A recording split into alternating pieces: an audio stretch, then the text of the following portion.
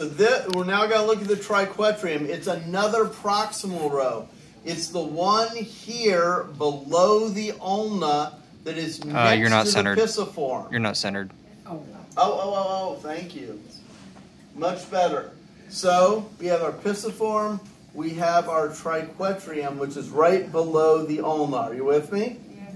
All right, so this one's flipped the other direction, but let's take a look. Actually, we have it upside down, so it'll work. This is our pisiform right here. Can you see it? Yeah, okay. A little up, though. And little up? Oh, yeah, we'll move it up. Okay. So this circle, I'm going to go around it. This is pisiform. Right next to it, extending behind it even, this is triquetrium, which is the distal, it's the proximal row of the carpal, just below, just distal to the end of the ulna. Are we good? Yes. All right.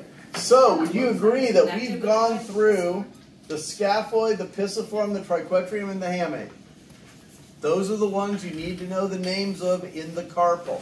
And you need to know that there are 8 carpals. What is it? So it's on the list that you have up on your phone right now. Right. Yeah, go to hand, and then we're looking at carpus. That's the first one. Okay. All right, the next thing in the hand is metacarpals, but we did that already. You can do the metacarpals. Metacarpal 1 for the thumb, metacarpal 2 for the pointer finger, metacarpal 3 for the middle finger, metacarpal 4 for the ring finger, metacarpal 5 for the pinky. You're with me? Yes. All right, and are we going to use Roman numerals to look sciencey? Yes. Excellent. Okay, phalanges, that's multiple. A single was called a phalanx. These are those bones that we have in the fingers. By the way, in the toes, we still call them phalanges. You're with me? All right. So in digits 2, 3, 4, 5, we have a proximal phalanx, a middle phalanx, and a distal phalanx. Let me get that closer and zoom it out a little. All right. This is better. We have a proximal phalanx, a middle phalanx, a distal phalanx. You guys is it middle or medial? What? Is it the middle or the medial phalanx? It would be middle. It would not be medial. I'm just reading what's on the study guide as proximal, middle, distal. Medial would be from outside hand to middle. It's that measurement where you're located here. Okay. And 2 is here. 3 would be the medial of those metacarpals, but we're not using medial. For the phalanxes, we have proximal, middle, distal. And that is a most mammals thing. If you went with like a pilot whale, they'd have 20. Okay? Yeah, really. Different animals have different amounts. If you look at the bottlenose dolphin flipper in my office, I think it has like 8 in digit 2. Anyway, but yeah, so you can do the phalanges. You understand middle and proximal and distal, yes? Yes. And you understand the metacarpals 1, 2, 3, 4, 5. So we've got hand done. We're ready to move to the leg. All right, so the coxal bones, we're going to talk about the ilium, the pubis, the ischium. Let's start with the easy.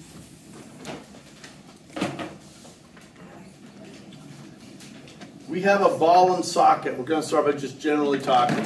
This is the femur, and this ball on the end is called the head of the femur. Hey, what do you think we call this narrow area? Neck. Very good.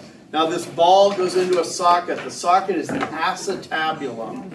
Are you with me? Yes. The acetabulum is actually made out of 3 different bones. This is 3 bones that grow together. And you can actually see the suture. You know, when we looked at the zygomatic arc right here, you could see the line where it went from temporal to zygomatic, yes? Yes. Well, if you look real carefully right here, there's a line right here, a suture line right there. Do you see it? And there's a suture line here. If you look really close, there's another one right there. Okay, let me say it another way so people pay attention, people understand. The suture lines through the acetabulum, you can divide that up into 3 parts. And the suture lines look a little bit like a Mercedes-Benz logo. Good? All right? But here we have, we're looking for those playing the play along at home game. It's page 150. But we are looking at the coxal bones, which are made out of the ilium, the ischium, and the pubis. Let's go over these together really easily.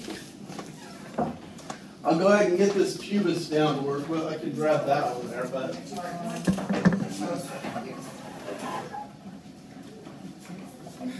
All right. So here we have the pelvic girdle. You agree? To attach the leg to the body, I'm going to take it off of its stand. We'll need it in a minute. I am grabbing it right here, right here. This spot is the pubic symphysis. Symphysis means coming together. Last week we talked about where the two mandible bones of the embryo fuse together at the mandibular symphysis. Here we have the two come together at the pubic symphysis, but they don't fuse. That's fibrocartilage where they join. Why? So you have a little flex, a little give. If you have to say pass a baby's head through there, does that make sense? Exactly. Okay. Yep. So this is a pubic symphysis. And this right here is the pubic bone. This right here is the pubic bone. This right here is pubic. This right here is pubic. Here, this is ischium. The thick part at the back is the ischial tuberosity, but this is the ischium. The sticky down is the ischium. The sticking to the front is the pubis. Are you with me? Yes. Now, this part here that sticks up, it might be hard to remember. It's called the ilium. But I have a way to help you. Okay. I don't live in this county. I live a long drive away. I live over in Polk County. That is far. I only live 40 minutes from Disney. That's far. You drive here every day? Yeah, 83 miles one way. Oh, wow. All right, so we can talk later if you need to. The point is, I'm close to Disney for entertainment. We usually go to Orlando. Does that make sense? Yes. Okay. Now, I'm very close to Disney. I already said that. I've been by Disney many times when they're opening or when they're closing. What do you think the traffic is like on I-4? It's pretty bad. It's always bad. Okay. It's I-4. Well, yes, but then it's even worse at Disney opening and closing. Oh, yeah. Okay, it's bad. It's bad enough that you could say, honestly, that I am sick of Disney traffic. Correct. 100%. You could say that Disney traffic makes me ill, right? So altogether, we all know it. M-I-C K-E-Y M-O-U-S-E. Okay, Mickey think of Mouse. Mouse ears. The sticky up parts here are the ilium. I was Good. wondering how that related. Does it make sense? You now? brought it home. It's a cheap mnemonic device, but I hope it might make some people remember. I hope you now know that we cannot make money off this video. Okay, that's true. That is no longer an option. All right, very true. So that's an ilium.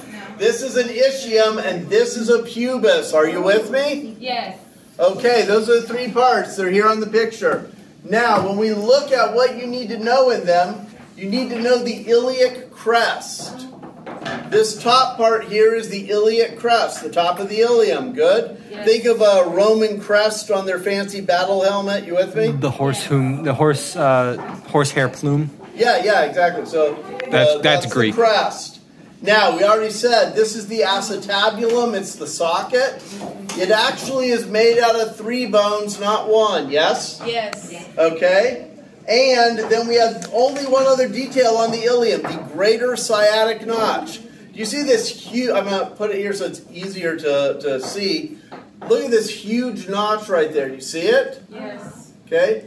That is the sciatic notch. That's where the sciatic nerve goes. Look, that's a huge notch. That's as wide as my finger, yes? Well, guess what?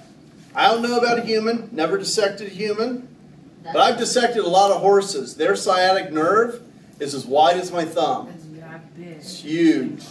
You can see That notch is made for the sciatic nerve. That is the greater sciatic notch. Isn't that We the also have biggest a nerve little on the one down here body? on the ischium called the lesser sciatic notch.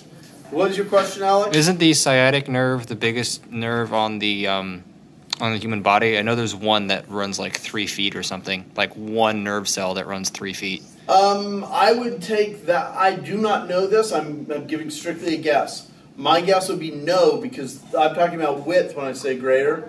If it's a single nerve, I would say sciatic is in the running, but another one I say is in the running is the vagus. The vagus nerve coming off the brain all the way to the butt. That's pretty long. Does that make sense? Everybody good? But yeah, I'll be honest, don't know. Okay, so the ilium. We need the iliac crest. We need the greater sciatic notch. And we need the acetabulum. We've done those. We've got the ilium. Now we're going to talk about the pubis. There's only one thing to know. It's the pubic symphysis. At the front where they come together. Think pubic hair, that's the location of the pubis. No, that's why it's named that. Oh, sorry. Yeah. The pubic hair is just superficial to the pubic bone. Well, we got a fat pad, we got some muscle, we got some skin, but the pubic hair is named because it's by the pubic bone. Are we good? Yes. Yep. It's anatomy. We can talk about those things without being bashful. Yes. All right. So, the two pubic bones come together. That would be the pubic symphysis where they're clicking. Good? Yes. All right, so we got that. We've done the pubis. That was simple. Now let's do the ischium. The ischium has a... Oh, what's a good way to how to think of it? Oh, I know. The ischium, it's one of the things that begins with I. It's the inferior. It's the down-pointing one. The ischium points down. Are you with me? Yes. All right, so I keep holding it right here when I say ischium. Ischium actually is up here, too. Anything below the peak of the notch, that's ischium. You can see that on this picture on page 150. You see the ischium is all the stuff they have in purple, okay? But this thick part I keep grabbing it by, that's called the ischial tuberosity. That's one of the features you need to know. Ischial tuberosity. Are we good? Yes. Now, also, this next feature on your list is called the obturator foramen. What's a foramen? It's a hole. It's a hole. And there's a huge hole here. Oh, and it's even oblong shaped. That's your obturator foramen. This is mostly ischium, but this part here and here, that is pubis. Are you with me? So the obturator foramen has ischium there and pubis here. It's made out of both. Good? Yes. Good? All right, so you've got that. Now, Is that we for already did the vena cava and the femoral artery? femoral? The femoral artery? I don't recall. I need to look. I think that may be correct, but I need to look. All right. All right. I don't honestly think so. I want to say the bigger vessels do not pass through, small ones do. But It could be. yeah, I will check. Cool. Okay, but we did the greater sag notch that is part of the what? That's Sticky up? the ilium. Ilium. Now we have the lesser sciatic notch. It's for a branch of the sciatic. This is on the ischium. And the thing right above it, this is your ischial spine. It's not very pointy. I don't know why they chose that. But this is an ischial spine. Here. This right here is the ischial spine. Everybody good? Yes. And the notch below it is the lesser sciatic notch. Are we good? All right. We've done everything except, I don't know why they listed it at the ischium on our list. It should have been up there by the ilium. We're now going to talk about one more thing, and we're done with the coxal bones. We're going to talk about, remember this from last week? S word, what is it? The sacral. Sacrum, yes, sacrum. So, I want you to look at your coxal bone, your ilium, ischium, pubis. Turn it around, and on one side, the medial side, it's really, really rough. You see that? That rough spot is where it has to articulate with the sacrum. And if you get the angle just right, it's going to fit. You see it? That's actually a really good fit. A lot of people fumble with it trying to get it to fit. Yeah. Okay, see? No, go ahead. I'm going to give you a hint. The rough side right here has to go against the rough sides. Okay? So, watch me. Here, take it. Watch what I'm doing. All right, we have side of the sacrum. We have the side of the coxal bone. Look how nice this fit. You see it? Yeah. Almost perfect. I'm going to change the face a little bit. You were right to put the pubis to the front. I'm going to turn that right. See how nice that fits? Yeah. There's lots of talking. Are we good? Everybody knows this joint? Everybody solid? All right, we're moving on. We're done with the coxal bones. Oh, well, almost. What does the big hole made by the whole cradle made? What's that called? Oh, well, we're going to talk about that a lot. In fact, turn to page 152. One of the things you will probably have to do on the test, we have both male and female pelvises, and I want you to be able to notice the difference between the two. I could put a pelvis up. You know this is the case. You've seen archaeologists digging up a skeleton in some dig site. Like, oh, well, this was a young female. Or this was an old male warrior. They're not pulling answers out of their butt. You can actually see what's happening. All right, all those talky people at the back. How many degrees? Well, question first. If you're doing like a male and female, are they going to be complete, like 2 hip bones and like the whole? It would be a pelvis. It would be a pelvis. Oh, that's But don't interrupt. Let me talk. This will be really great. In fact, you can answer the question I want to get them to answer. This corner on the piece of paper, how many angles? 90 degree. All right. Pubic bones, where they come together. You see that? Do you think this is wider or narrower than 90 degrees? Wider. Wider. Let me say it another way. It's obtuse. Oh, yeah, it's an obtuse angle. That's the fancy mathy way. What I was going to say is the pubis right here and the ischium, it's spread apart a little bit. Does that make sense? Makes it easier to pass a head through there. Does that make sense? This would be the arc when we talk. It's on our list right there. Let me move to the top. So the pubic arch, if it is smaller than 90 degrees, think male. If it is larger, think female. In fact, don't think, you just saw it. This is from a female pelvis that they cast from. Good? Yes. All right. But that's not the only difference.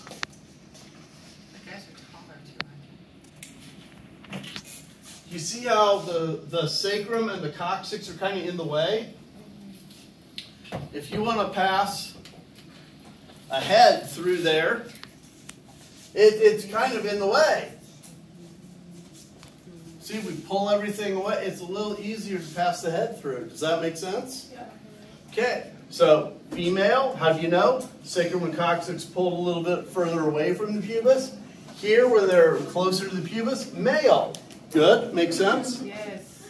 All right, and now, Alex, the answer to the question you were asking, we just call it the pelvic outlet. Okay? There's no special name for that. It's just too big of a hole. Yeah, we're gonna go be pelvic classified. outlet. I don't know a better name, but that's the name they're using in the book, so it ain't good enough. But notice the pelvic outlet here, our ischium are pulled together. This is the distal end down there. We're looking proximal to distal. They're pulled together. It's harder to pass a head through there. Here, they're spaced apart, and look at the difference. Trying to pass a head through, you have to get away from the coccyx, away from those two spines. There's not a lot of room. You agree? Here, there is plenty of room in comparison. I'm not saying it's going to be an easy birth. It'll be a lot easier. Okay. Male, female. Are we good? Yes. All right, so we got through that. Now, let's go through the leg. We're going to do the femur first, okay? Here we got a femur. Good. If you are following along, page 153 in your lab book here, I'm going to zoom out. All right. But in our femur, we have a big rounded head. Good? Yes. That's one of the things you need to know. Hey, we have this narrow area here. It's called a what? Neck. Good. That's one of the ones you have to know.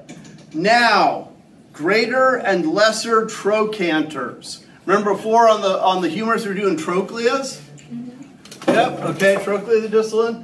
This is a similar sounding word, but here we have a huge chunk of bone sticking up that is away from the head. It's lateral. Good. That's going to be, let's look right here, the greater one, because it's big. Then we have the lesser one that is right here. Everybody good with that? The lesser one is right there. Do you see it? Okay. Now, between the greater and the lesser, we've got a groove. You see that?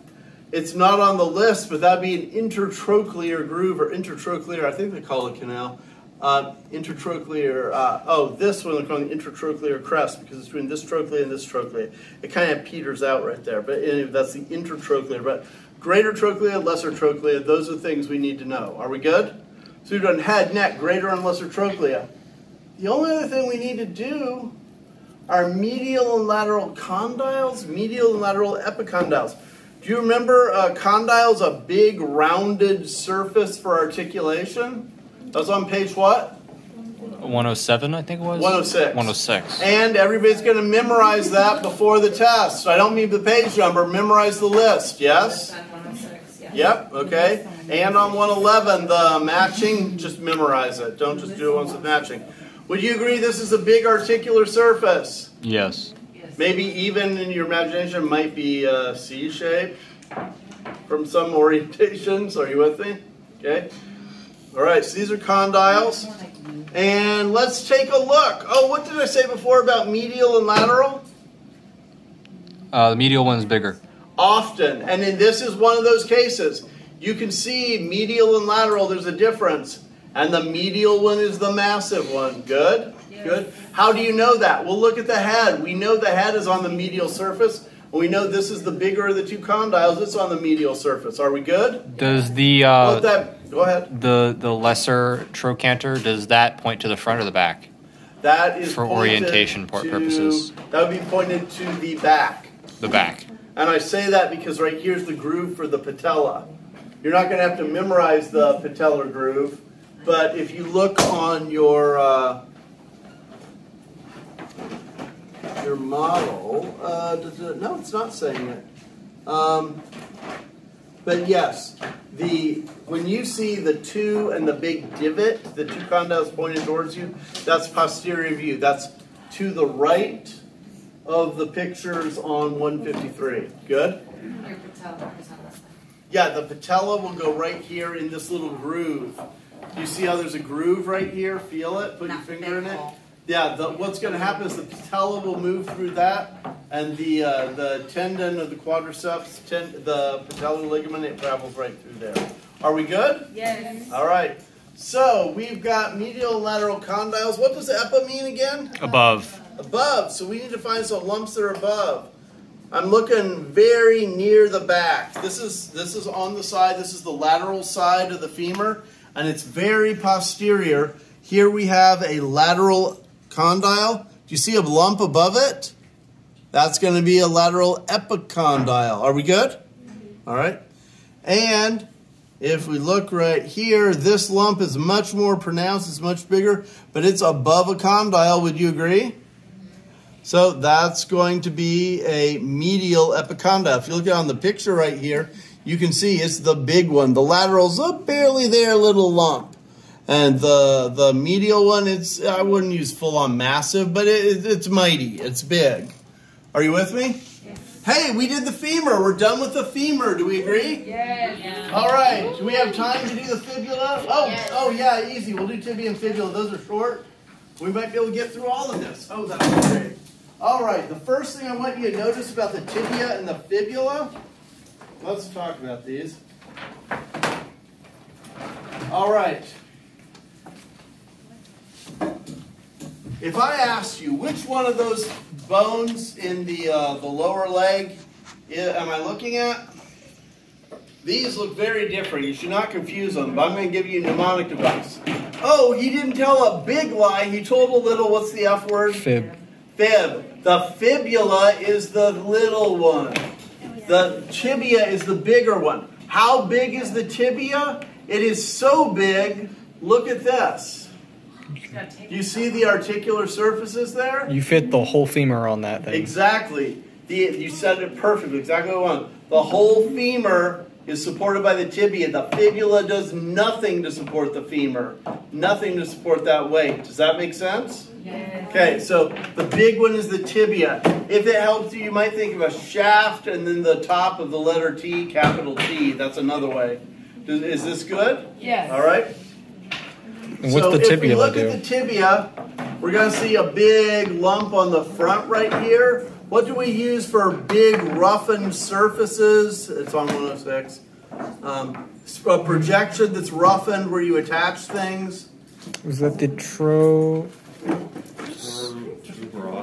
Yes, the tuberosity. Yeah, it was one of the T words. Yes, you were right. And it is the tibial tuberosity, just what you were saying. That's on page 154 if you want to follow. This is a tibial tuberosity. Are we good? Yep, okay. And now, guess what? Here we're going to mess things up a little bit with the condyle, intercondyle thing.